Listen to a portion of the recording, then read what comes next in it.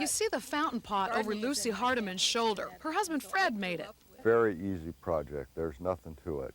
You need a pot. I got this one at Max and Hildy's, a submersible pump, less than $25 at Fred Meyer, and clear silicone gel, then about a foot of tubing, and some kitchen foil.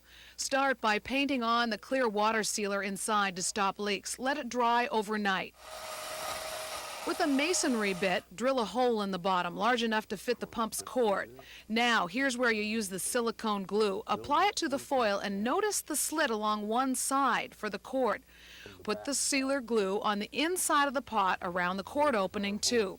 Sandwich the foil to the inside bottom of the pot so the glue adheres. Slip the cord through that cut in the foil. Press to tighten the glue seal. Repeat the process on the outside. Let the pot dry on its side overnight. Now, cut the clear tubing to a length that will be just below the water level after you attach it to the pump.